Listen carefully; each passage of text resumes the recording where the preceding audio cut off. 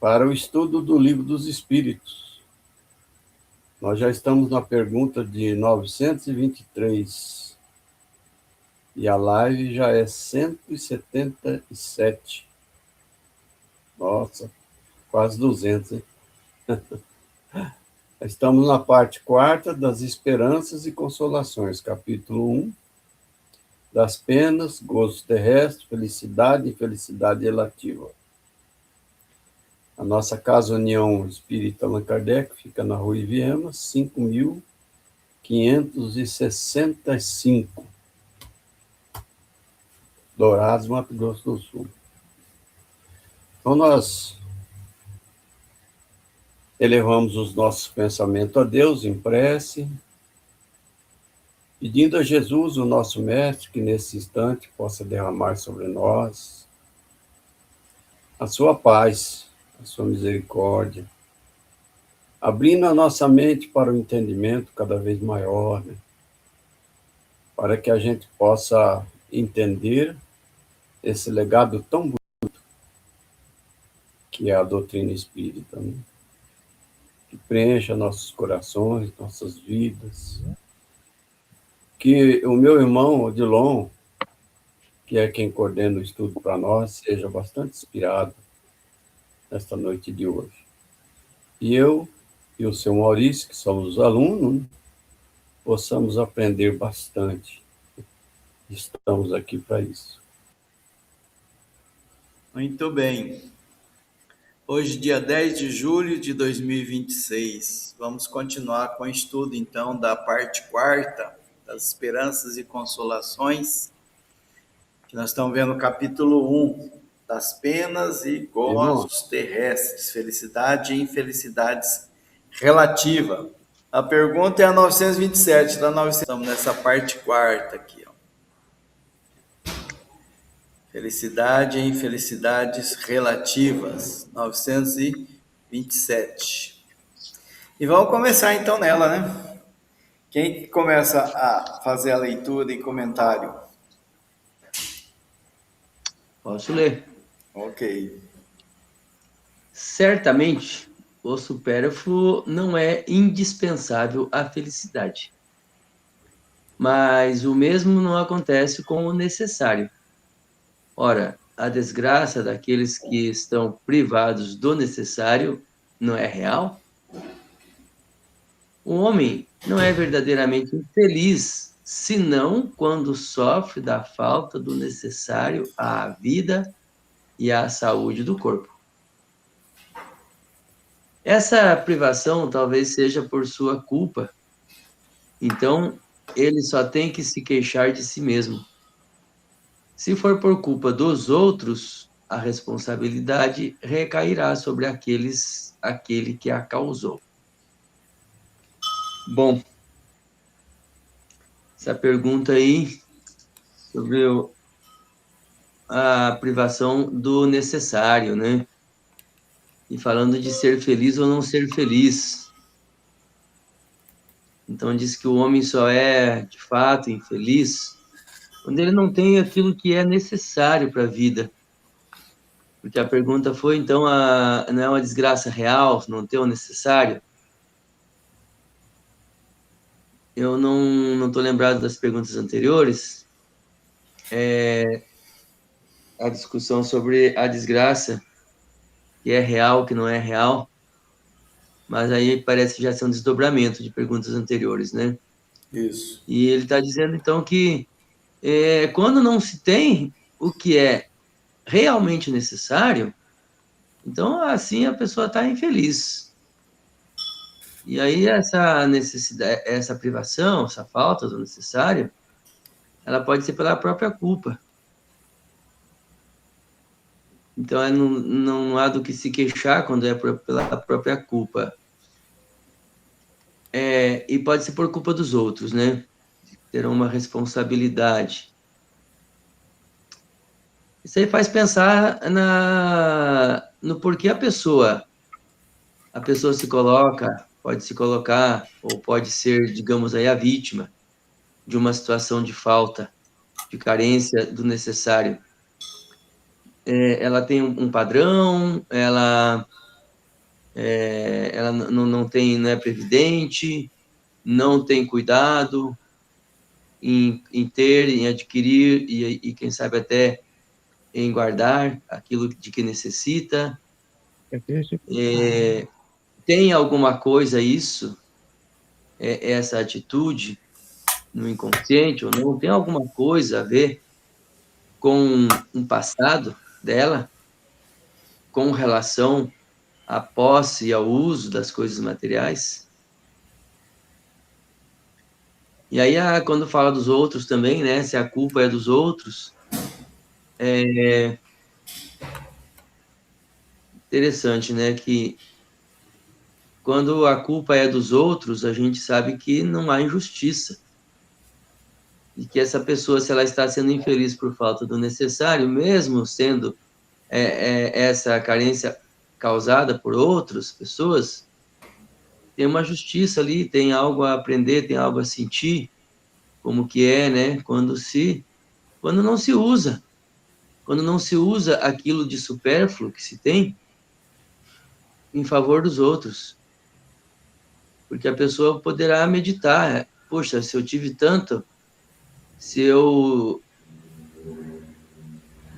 tive tanta coisa de sobra e não usei em benefício de ninguém, essas pessoas passaram privação por minha causa, ou por minha inação. Então agora eu estou vendo como é que é estar no lugar delas. Então, João, na questão anterior, né, 926, que você falou que não viu, né? Ele fala sobre as necessidades extras, né? Porque o que é necessidade para nós, né? Aquelas básicas e tudo mais, né? Então, às vezes a gente cria necessidades fictícias. E aí ele faz um comentário sobre essa questão, né? Que algumas coisas que a gente julga ser necessário, mas que na realidade não é, né? E aí a gente cria dores, cria sofrimento. Essa 927 ele vem reforçar a pergunta. Se o supérfluo o que é supérfluo, né, pra gente, né? Que é necessidade real? A senhora Maurício talvez lembre um pouco mais, né? A senhora Maurício comentou ela também na semana passada.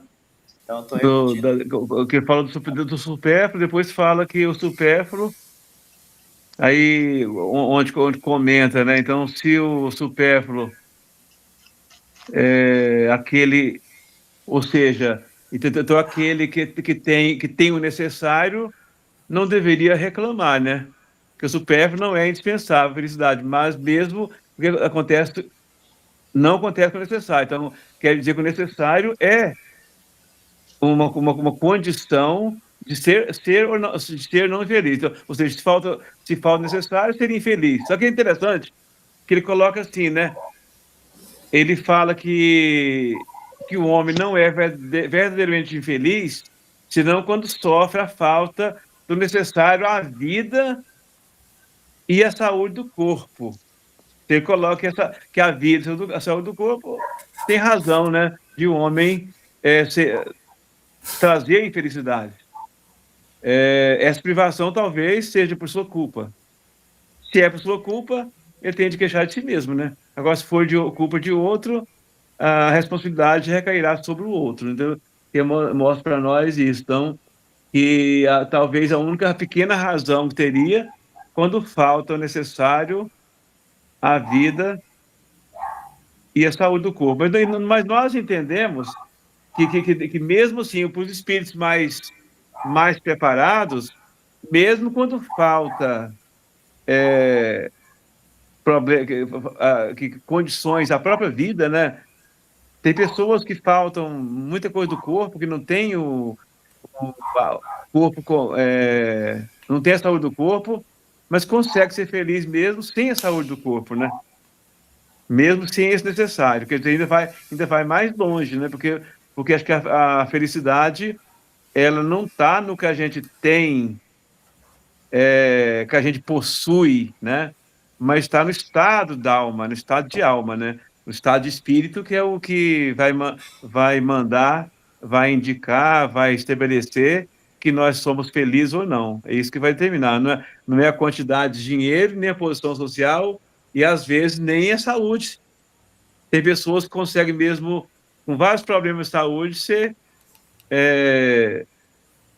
razoavelmente, né, feliz, de acordo com o que ele comporta, né, aqui no planeta. Eu só fiquei meio em dúvida aí, certamente o supérfluo não é indispensável à felicidade. Quer dizer, a pessoa é feliz tendo supérfluo? Porque o supérfluo não é necessário, ele é dispensável. A pessoa não precisa do que é supérfluo para ser feliz.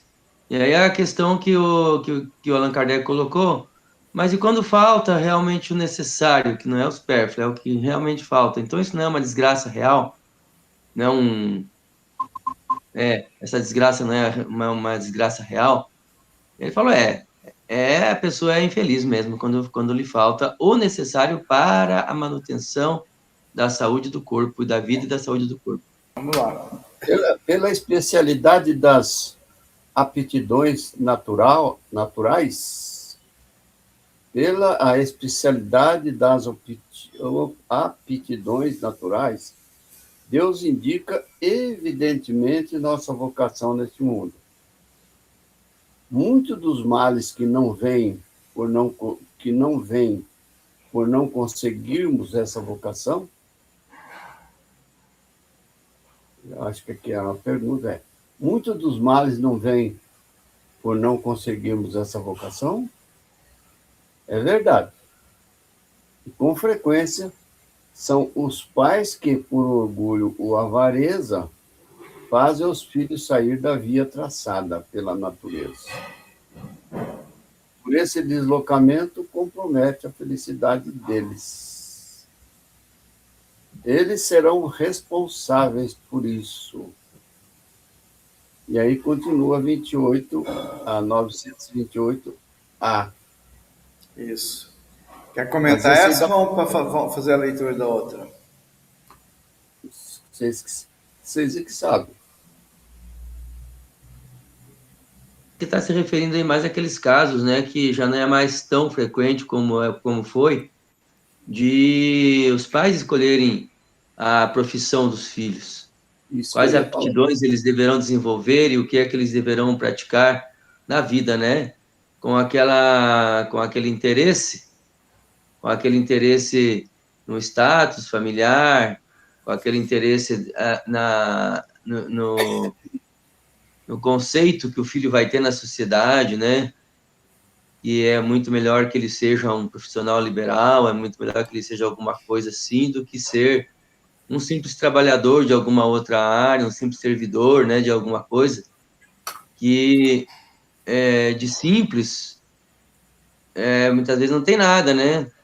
Porque a pessoa, para fazer uma coisa simples, ela precisa de mais abnegação, de mais renúncia, de mais esforço do que depois de ter se formado e estar exercendo uma profissão como uma advocacia, uma carreira jurídica, por exemplo. Antigamente até a questão do casamento, né? Era tudo por escolhas, né? Escolhido pelos pais. Tudo era escolhido pelos pais. Isso, consequência desse mesmo orgulho, dessa mesma vaidade, né? Dessa mesma condição egoística. Hoje é bem menos, como disse o João Dalmolin. Hoje quase não existe tanto isso, né? Mais comentários? Sr. Maurício, quer comentar? Eu acho interessante, acontece hoje muita questão de, por exemplo, família, né? Aí uma família que o pai, ele quer que o filho faça direito, por exemplo. Aí o filho não quer, o filho quer ser professor. Aí para o pai, esse é o maior absurdo, o filho ser professor. Aí o pai obriga, né, o filho, praticamente obriga ele a fazer direito. Aí ele faz, mas ele não consegue atuar. Inclusive, já aconteceu casos, né, histórias, de que o filho termina o curso de direito e entrega para o pai, né? Tá aqui, pai, o seu diploma. Porque o pai praticamente obrigou, né? Então, ele queria ser seguir outra carreira e o pai direcionou a carreira do filho. Então, é muito importante que os pais, né, na questão de carreira, devem até conversar muito com os filhos, sim, deve conversar com os filhos, mas não impor, né, porque o filho, cada um deve seguir aquilo que te agrada mais, né? Porque quem vai viver aquilo não é o próprio pai, vai ser ele, né? Então, precisa de seguir. Por isso fala das aptidões. Então, cada um tem a sua aptidão. E desvirtuar a aptidão, às vezes, leva à infelicidade daquele que foi desvirtuado. É isso que está ressaltando aí, né? Confirmando que muitos males vêm disso. Vem de desviar dessa aptidão. Então, a grande maioria dos pais hoje quer que os filhos sejam médicos, né? Seja O médico doutor. ganha bastante dinheiro e tal, né? Aí, se a pessoa não tem essa aptidão,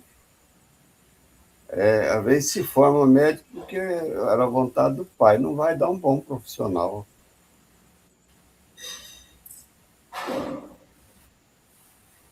Próximo, 928. Tem a letra A ainda, né? Vai entrar ainda. Sendo assim, seria justo que o filho de um homem altamente posicionado no mundo fabricasse tamancos, por exemplo, se a sua aptidão fosse para isso? Cuidado para não cair no absurdo, nem exagerar em coisa alguma. A civilização tem suas exigências.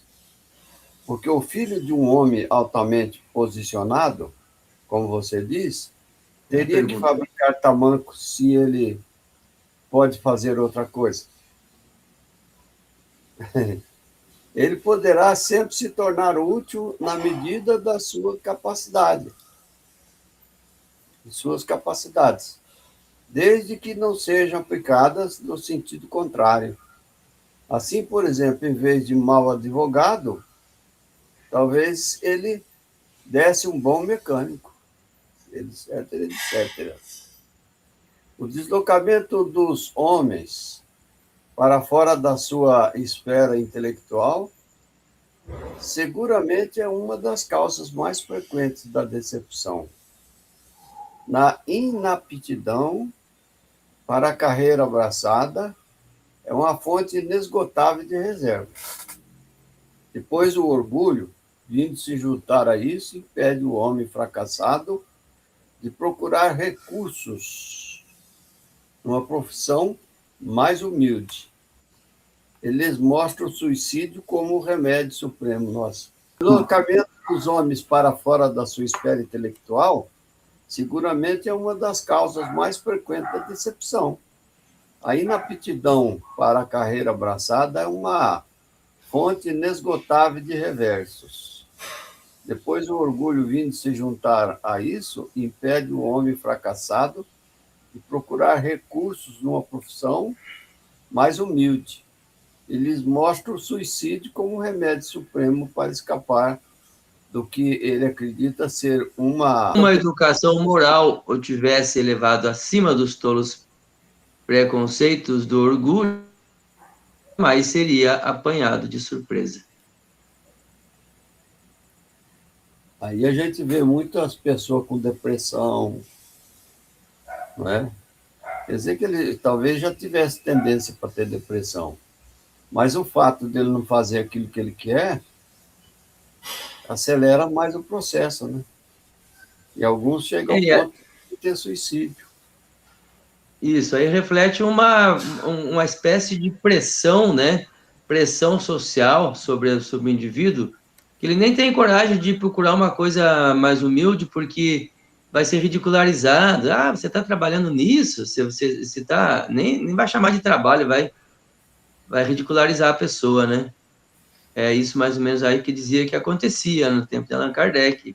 Hoje não sei se ainda é bem assim. Eu acho até que já tem até uma superação disso, um entendimento que muitas vezes uma pessoa que não se deu bem, fez um curso lá, um superior muito, muito importante, mas não quis trabalhar naquela área, e está trabalhando ali numa outra área bem mais humilde, está sendo comerciante, está sendo prestador de um outro serviço, ele é reconhecido, ele é valorizado, tá se virando, né? Tá fazendo aquilo que ele sabe fazer, aquilo que ele acha em que ele acha que é competente e tem valor. Uma coisa que eu estou com dificuldade até para entender até essa colocação aí na resposta, né? Porque ele dá um exemplo, como fala que cumpre não cair no absurdo, nem exagerar alguma coisa. Então, aí ele dá um exemplo que seria um absurdo se o filho de um homem Bem posicionado. bem posicionado, tivesse aptidão para fazer tamanco, ele decidisse fazer, como se isso fosse absurdo. Eu não consigo enxergar como absurdo. Mas era para eles, né? E os títulos de nobreza, por exemplo, o filho de um nobre lá, de um conde, aí eles falam, não, mas meu filho não pode ter esse tipo de profissão, isso aí. A própria pessoa, né, vai olhar com olhos diferentes. Que eles olhavam as pessoas com trabalho assim, mais humildes, né, de uma forma diferente mesmo, né? Hoje talvez nem Mas, tanto. mas o que eu acho é o seguinte, mas mesmo que fosse que acha estranho, então a pessoa ela é rico, ele é rico. Aí, em vez de fazer calçados mais caros, por exemplo, mais para a civilização mais alta, aí a pessoa resolve fazer o calçado barato, que acho que o tamanco é um calçado barato, né? De correia, assim, mais simples. Então, mesmo assim, não é um absurdo. Eu poderia, por que não? Mas era um absurdo. Ele fez uma comparação de uma coisa que era absurdo no tempo dele. É a cultura Se da Pois é, época, de né? uma família bem nesse posicionada. caso, mas aqui está falando que nesse caso não poderia. Nesse caso, como se a pessoa que partisse esse filho que fosse fabricar calçados mais simples, é como se ele não pudesse fazer isso. Pode, por que não? Como se o pai tivesse o direito de proibir. Aqui, como se desse o direito, pai, de proibir. Nesse caso, sim, o pai teria direito em proibir o filho fazer. Mais ou menos a linguagem fica parecendo com isso, sabe? É Não, porque ele está dizendo que cada época tem suas exigências, tem seus valores. Ele disse assim, cuidado, que a civilização tem suas exigências. Então, se a civilização tem uma exigência ali, aquilo é forte, aquilo é motivo de não dá para sair escândalo. muito daquilo. É um motivo Como? de escândalo, né, na época. Mais ou menos isso, né? Um motivo de humilhação para a família. Se a pessoa faz uma coisa assim, ela está afrontando. Talvez mais ou menos a questão das castas lá da Índia, né? A Índia tem as castas, né? Aquele que tem aquela profissão, os filhos, os netos, vai ter sempre aquela profissão, não pode mudar de casta. Questão cultural. Seria mais ou menos o absurdo que Francisco de Assis fez, né? Que o Francisco de Assis Boa. fez esse absurdo, né? Que É, ele saiu da família e fez esse absurdo, né? Porque ele queria ser simples, né? E a família não aceitava a simplicidade dele. Mas ele abandonou, ele teve que sair de casa sem nada, abandonou a família para ele poder fazer o que ele queria fazer, né? Que, de acordo com a sociedade da família dele, ele não teria direito a fazer aquilo. Aí ele teve que ausentar da família para poder seguir o caminho dele. e certamente representou uma humilhação, um trauma muito grande para a família, né? Talvez por aquela encarnação inteira. E a vida do Francisco pode ter sido reconhecida mesmo com o valor que teve, talvez só depois, né? Essas excepcionalidades, né, que às vezes representam um avanço nos costumes, né? Que tem pessoas, né, que rompem, né, com essa questão com os costumes, com a cultura, e fala, não, eu vou fazer desse jeito e pronto, né? Foi o que Francisco de Assis fez. Tem outros casos assim, né? Só que são excepcionais. Via de regra, a gente se acomoda àquilo que a civilização e suas exigências faz, né? Ainda que não concordemos muito com ela. É isso, eu acho. Muito bem. Vamos para a próxima? Vamos para a próxima. 929. Essa é São Maurício, né? Não sei se o seu Maurício vai ler. Pode ser. Há pessoas que, sendo carentes de todos os recursos, mesmo quando reina a abundância ao seu redor, não tem outra coisa além da morte como perspectiva. Que direção elas devem seguir? Deixar-se morrer de fome? Nunca se deve ter a ideia de se entregar para morrer de fome. Sempre encontraríamos um jeito de nos alimentarmos se o orgulho não se impusesse entre a necessidade e o trabalho. Costumamos dizer, não existe profissão humilhante. Não é o Estado que desonra o homem, mas cada um diz isso para os outros e não para si mesmo.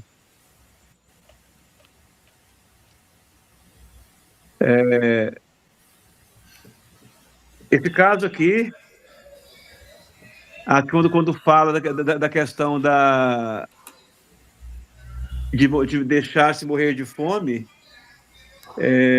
sempre fala, né, que nunca, aquilo fala que nunca a gente fica, a não ser que a pessoa, para ele não ter condição de buscar alguma coisa, de buscar com suas mãos, a não ser só se ele realmente tiver sem nenhuma condição física, né? Está deitado em uma cama e não pode se mexer, nesse caso, sim, aí pode acontecer até de morrer de fome sem ser por falta de si. Agora, se nós temos condições, que fala que não tem trabalho nenhum que seja humilhante, todo trabalho é digno.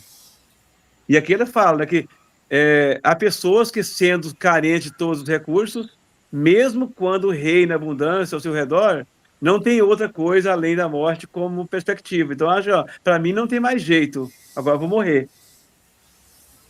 Então, que direção deve tomar, né? Deixar morrer de fome? Aí a resposta é bem categórica. Nunca se deve ter a ideia de se entregar para morrer de fome. Sempre encontraríamos um jeito de nos alimentarmos se o orgulho não se impusesse entre a necessidade e o trabalho. Tem pessoas que têm dificuldade e falam assim, não, eu trabalho X e eu não faço, né? Então, o cara é engenheiro, por exemplo, e ele não tem mais serviço de engenheiro. E ele passa por as piores dificuldades, não tem o que comer mais. E ele não trabalha em outra coisa. Aí é um erro crasso, né? Deixar-se morrer de fome é porque não tem trabalho para ele naquele setor, mas sempre tem outra coisa a fazer, né? Ele pode, se preciso for, trabalhar até de ajudante, porque para se manter, né? Aí faz desde que o orgulho não seja... a gente não deixa alimentar pelo orgulho. Se a gente deixa alimentar pelo orgulho, a gente vai ter aquela dificuldade de aceitar uma outra condição. A gente tem que considerar nessa pergunta também, né, a época, né, 1857, essa questão era mais forte, né? A pessoa que tinha uma derrocada financeira, né, tá rico e depois fica pobre, recorreu ao suicídio, era uma vergonha, era uma desonra muito grande, né? A pessoa deixar de ter aquele status, né? Hoje ainda tem, mas naquela época era muito mais forte esse orgulho, essa coisa, né? Era um costume. Então, talvez essa pergunta ela se aplique mais até, né, à época antiga. Naquele dos suicidas lá, né, de Ivone Pereira, tem até algumas situações dessa, né, que a pessoa se matou pela vergonha de ficar pobre ou de ter uma deficiência física, né, ficar cego, então não aceita.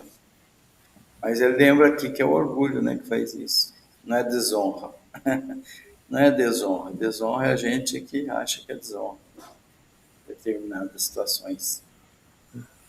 Tô vendo aqui que o assunto continua, né, o mesmo, e dá para a gente ir aprofundando mais. Essa aí deixou claro que uma questão que bateu forte aí é sobre o orgulho, né, as condições pessoais, onde muitas vezes na pauta, na situação de fome por carência do necessário, tem muito como causa o orgulho da própria pessoa, que se interpõe entre a necessidade e o trabalho. Né? Embaixo chama atenção, né, que a maioria das pessoas fala isso para os outros, não para si mesmo. Então, quando o problema é com ele, O né? fato de dizer que todo trabalho é digno, né? É. Mas aí, se for para mim, daí não é qualquer um que é digno, tem que ser aquele que eu acho que é digno. Essa é a questão. Não, é questão.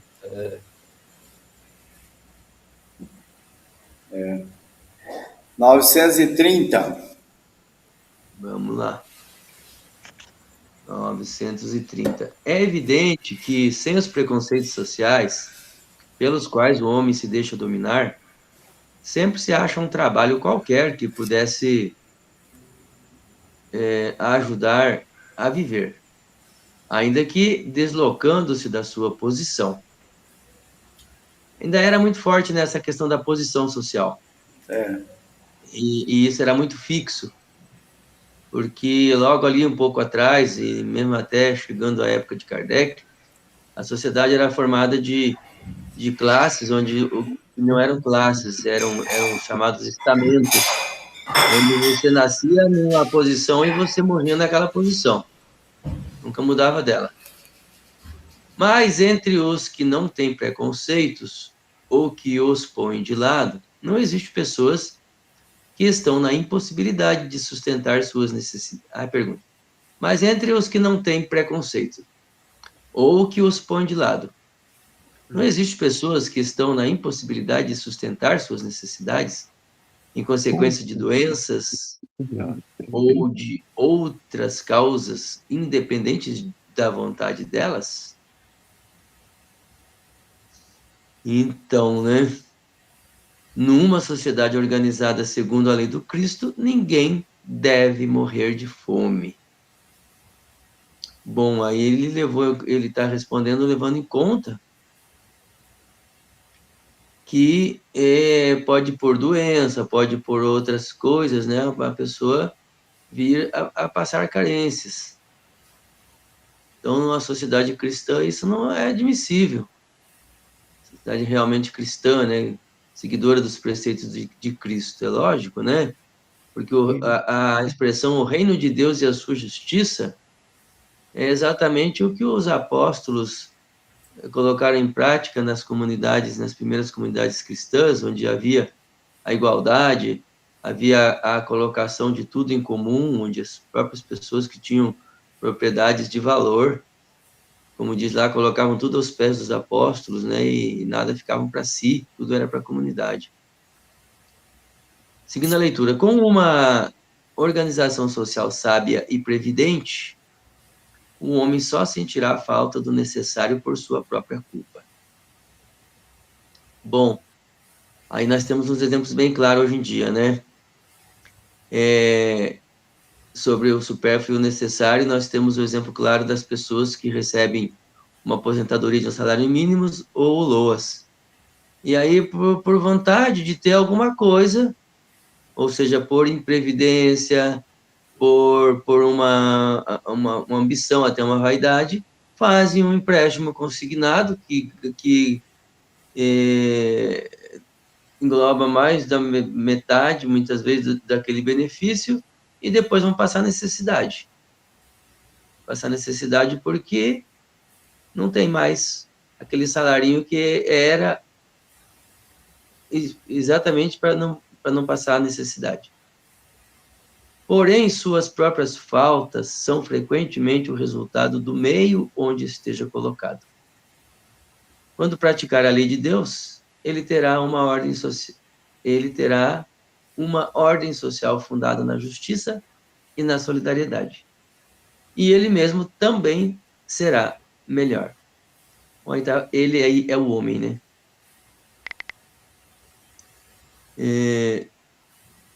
Claro, né? Lógico. Tudo que está dizendo aí. Se o homem utilizar, praticar a justiça, a solidariedade, o amor ao próximo, se praticar um pouquinho só de sensibilidade, de desejo de justiça social, já é o suficiente para não querer ninguém e se incomodar quando esteja acontecendo de alguém estar passando necessidade. Principalmente necessidades básicas, né? Alimentação e tal. E aí nós temos hoje a grande questão, que nós sabemos que a gente não deveria dar ajuda que signifique assistencialismo. A gente tem que sempre buscar promover o ser humano. E isso é bem difícil. Mas então, quando a gente encontra a pessoa ocasionalmente, ou quando são situações passageiras que não há tempo de um envolvimento, de você conversar com a pessoa, ouvir a pessoa, ou quem sabe até questionar da possibilidade ou impossibilidade, quais dificuldades para trabalhar, para ter uma vida considerada mais digna. Aí, quando essas condições não estão presentes, o que a gente faz? Muitas vezes a gente se ampara nessa justificativa para não dar nada, né? Ah, não vou dar porque se eu der eu posso estar alimentando ali um vício, posso estar alimentando, mesmo que seja uma preguiça, né? Um acomodismo, também é vício, né? Então tem uma complexidade a sociedade hoje em dia. Até nas nossas comunidades, onde a gente frequenta e a gente vê as pessoas, a gente fica na dúvida se deve dar alguma coisa ou não deve dar alguma coisa, né?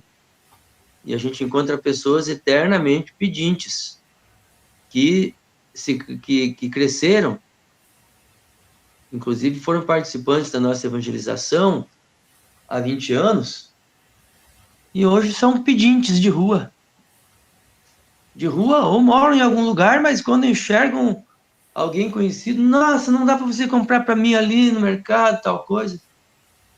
E aí a gente fica com aquele coração dividido, né? O que eu faço?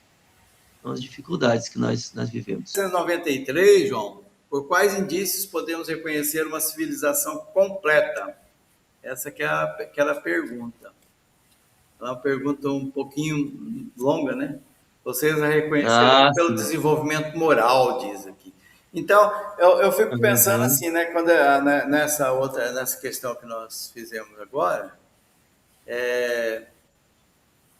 sobre aqueles que realmente têm extrema necessidade e têm dificuldade mesmo para conquistar, né?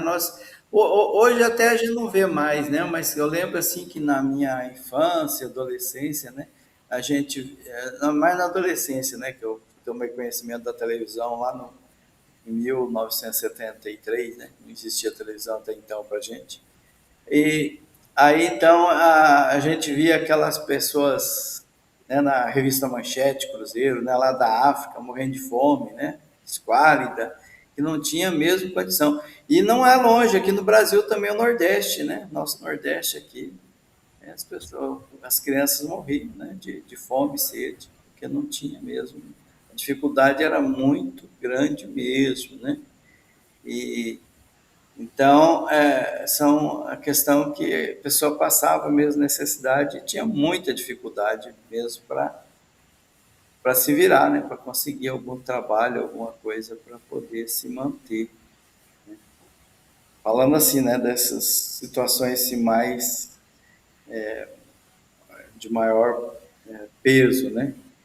Dificuldade, acho que tinha, né? O mundo inteiro, o Brasil inteiro tinha até, né?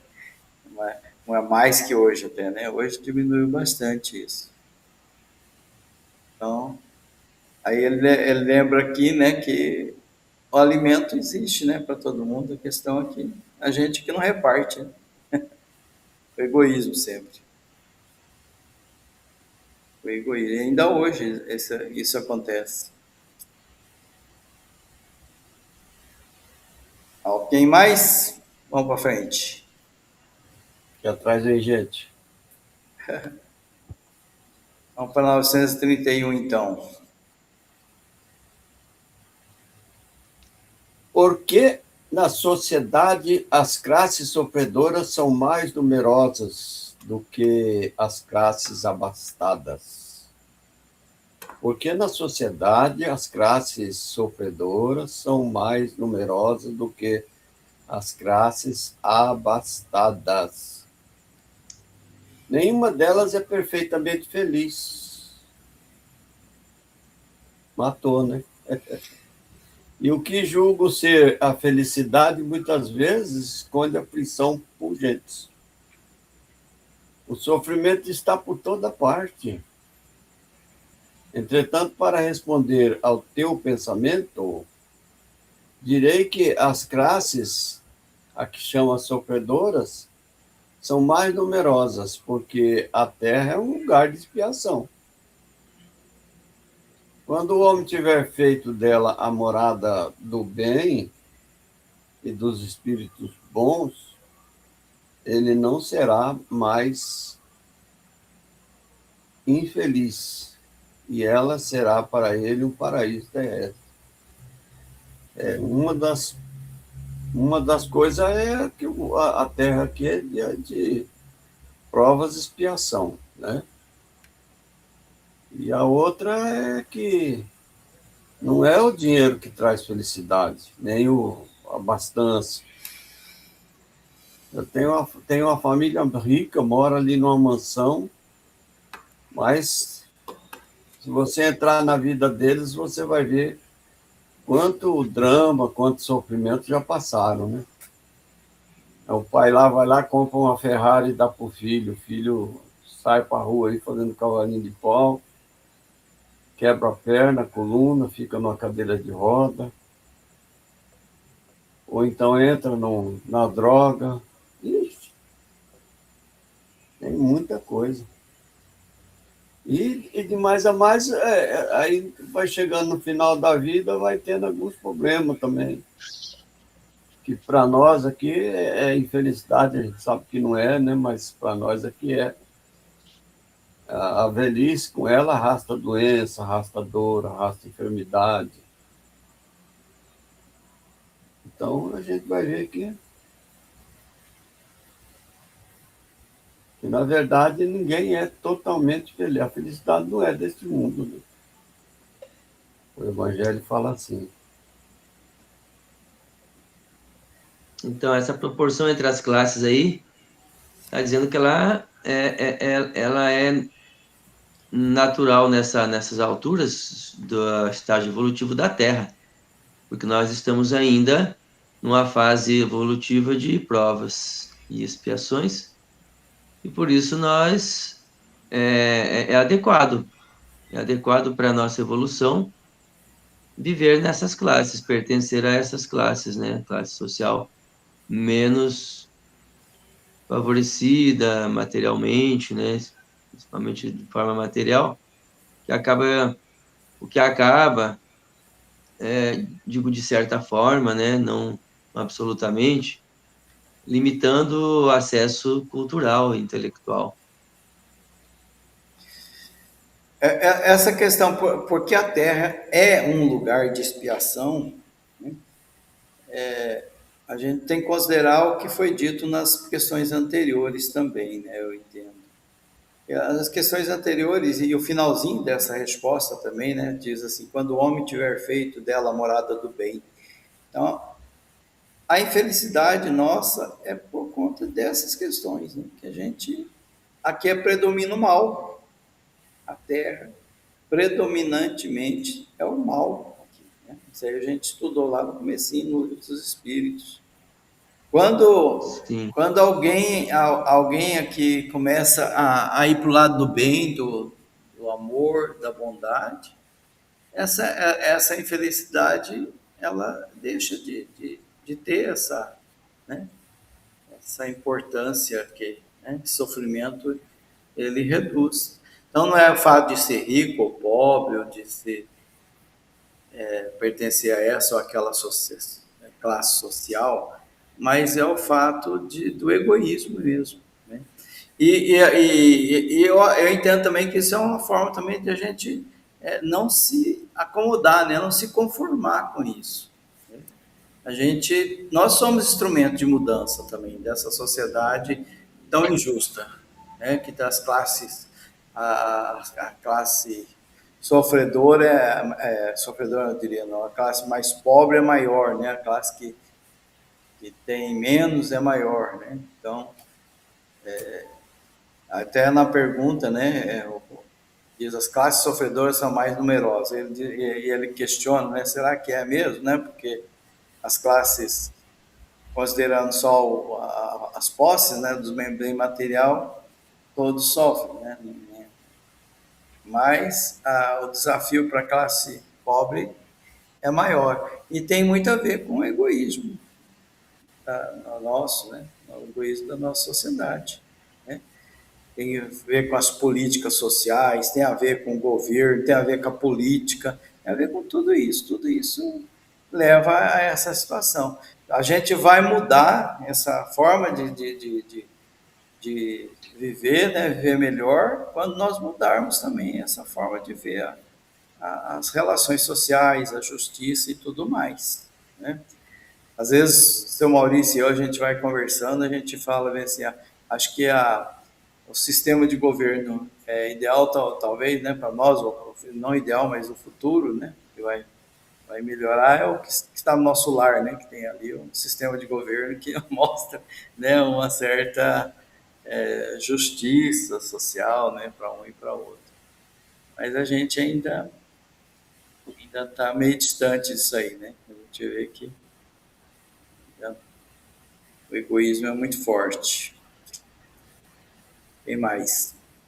Talvez eu vou só talvez ressaltar até mesmo o que o Odilon já falou, porque aqui dá a ideia, quando o Kardec pergunta, fica meio que parecendo que algumas classes são felizes e outras classes são infelizes. Daria que a ideia, porque a divisão por classe era muito forte naquela época, né?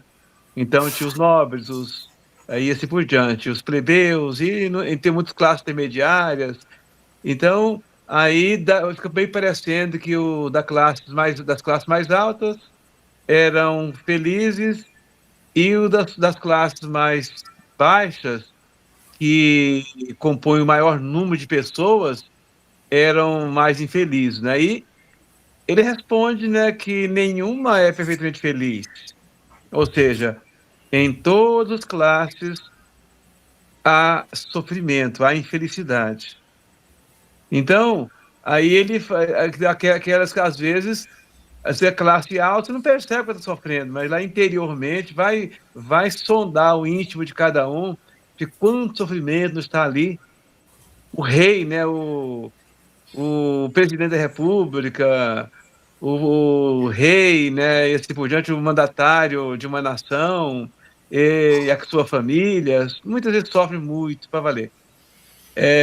E às vezes acontece acontece com às vezes não, sempre acontece, pessoas da classe bem baixa, passam dificuldade até, e são mais felizes do que aquelas pessoas mais ricas, né?